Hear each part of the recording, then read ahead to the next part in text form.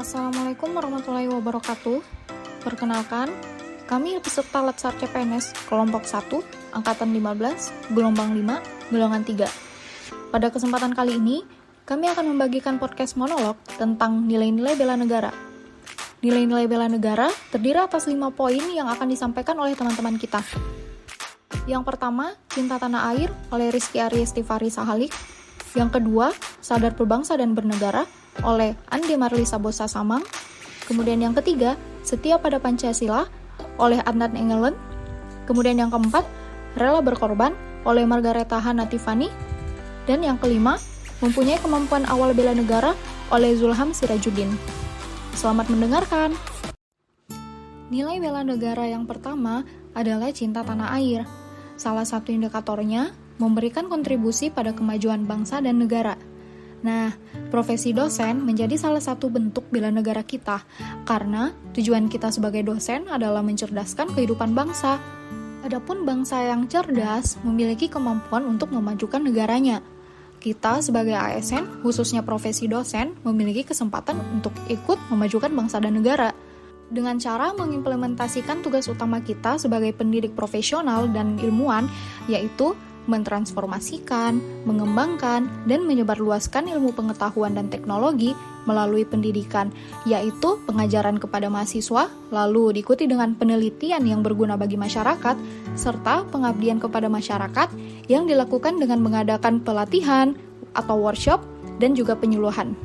Nilai bela negara yang selanjutnya adalah berbangsa dan bernegara. Salah satu indikatornya adalah menghormati dan menghargai keanekaragaman suku, agama, ras, dan antar golongan. Sebagai seorang dosen, kita harus menjadi contoh yang baik bagi mahasiswa dan orang-orang di sekitar kita. Adapun contoh perilaku menghargai keanekaragaman suku, agama, ras, dan antar golongan.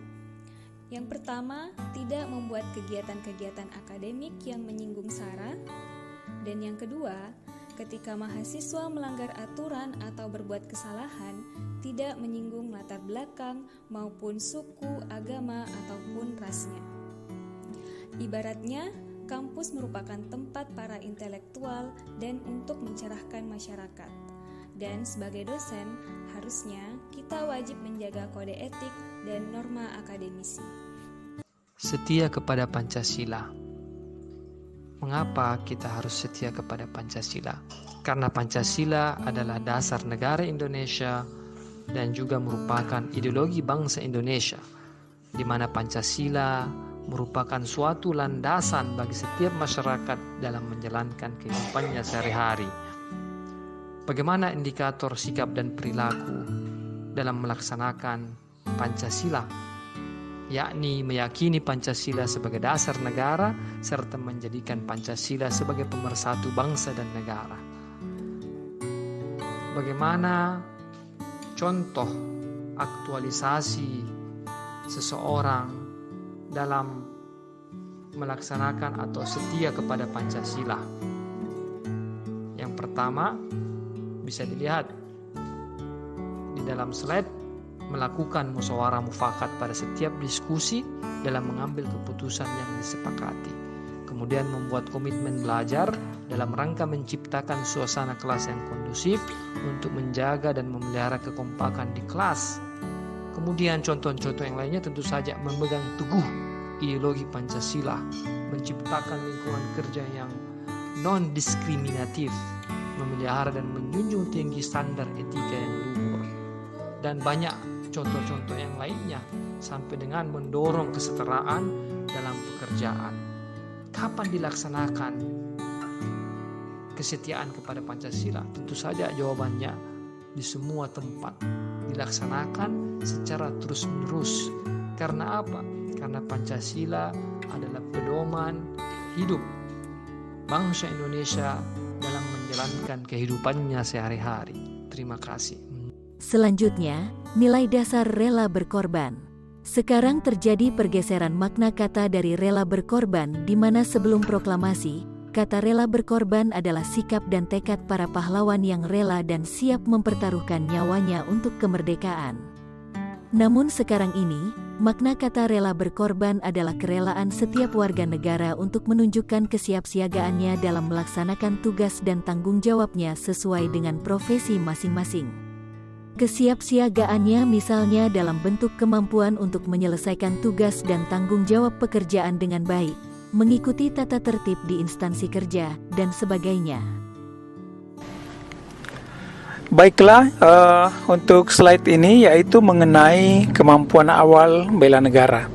Kemampuan awal bela negara itu dimiliki oleh setiap warga negara, ya baik fisik maupun mental. Kemampuan fisik misalnya diperlihatkan melalui aktivitas untuk menjaga kesehatan jasmani maupun kesehatan rohani. Adapun untuk mempersiapkan non-fisik yaitu melalui etika, etiket, moral, dan juga memegang teguh kearifan lokal yang mengandung nilai-nilai luhur jati diri bangsa. Adapun kemampuan bela negara terdapat beberapa. Yang pertama yaitu kesehatan jasmani dan mental, yang salah satunya dipengaruhi oleh aktivitas fisik dan gaya hidup.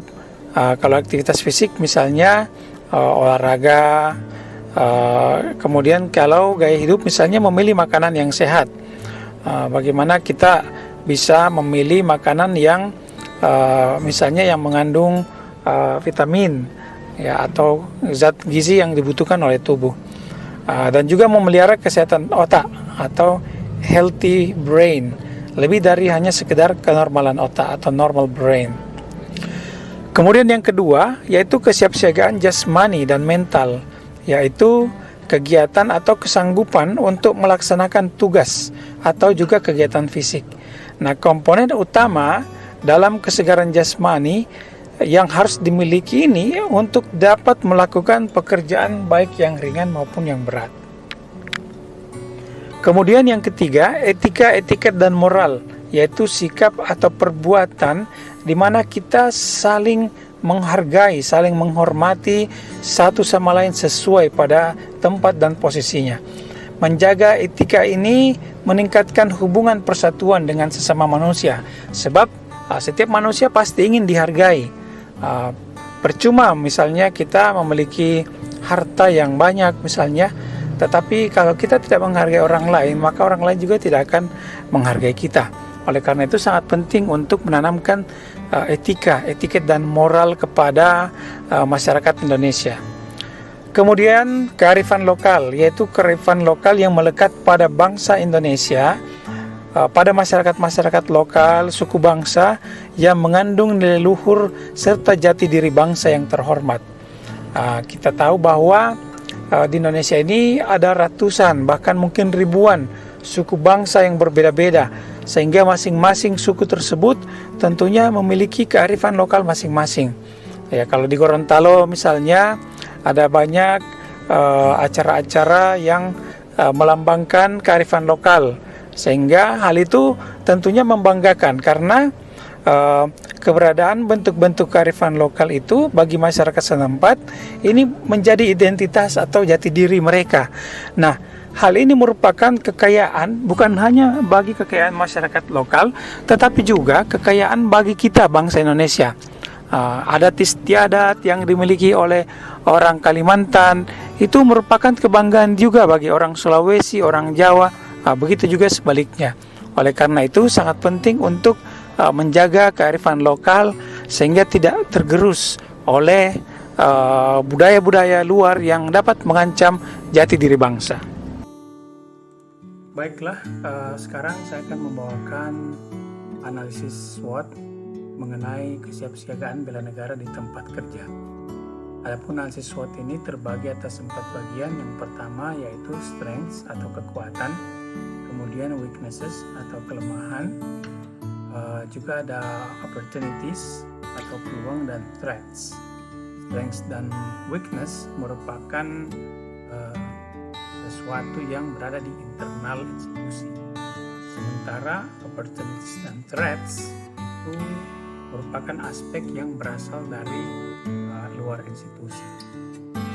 Nah, untuk strengths cukup banyak kalangan muda di tempat bekerja, baik di universitas maupun di pemerintah daerah, khususnya di Dinas Pertanian. Masih banyaknya kalangan muda tersebut menunjukkan bahwa masih ada kebugaran yang cukup baik. Kita tahu bahwa kesehatan badani itu merupakan salah satu hal yang mendukung kesiapsiagaan bela negara. Kemudian yang kedua yaitu cukup banyak momentum bela negara yang terdapat di tempat kerja, baik di kampus maupun di dinas. Misalnya upacara bendera. Jadi selain upacara 17 Agustus misalnya, di kampus biasanya juga diadakan upacara bendera setiap tanggal 17 setiap bulan, juga pada hari-hari tertentu, misalnya hari guru. Kemudian ada rasa saling menghormati sesama dosen maupun juga dosen dengan mahasiswa, kemudian juga dosen dengan pegawai. Nah, antara pegawai dengan pegawai juga masih cukup banyak yang saling menghormati, dan hal itu merupakan kekuatan yang berharga dalam kesiapsiagaan bela negara. Kemudian adanya kekayaan adat istiadat serta tradisi lokal, ya, dalam bidang pertanian maupun bidang yang lainnya. Misalnya ada acara-acara adat pada saat panen misalnya, atau acara adat pada saat misalnya melakukan penanaman. Itu semua adalah kekayaan alam yang kita miliki. Dengan adanya kekayaan adat istiadat tersebut, itu sangat menopang rasa cinta kita terhadap negara. Meski begitu, masih cukup banyak juga di institusi atau di instansi yang masih kurang mengenal satu sama lain. Biasanya kalau di kampus itu masih ada beberapa dosen yang tidak mengenal jika dosen tersebut atau pegawai tersebut berada di fakultas atau jurusan lain misalnya, atau berada di bidang lain misalnya. Oleh karena itu perlu diupayakan agar mereka bisa saling mengenal. Kemudian fasilitas olahraga dan rekreasi fisik juga masih kurang. Ya, kita tahu bahwa namanya kesiapan bela negara salah satunya adalah kesiapan fisik, ya, sehingga kurangnya fasilitas olahraga meskipun ada, tetapi tentunya seringkali tidak mencukupi untuk kebutuhan atau kapasitas pegawai di institusi.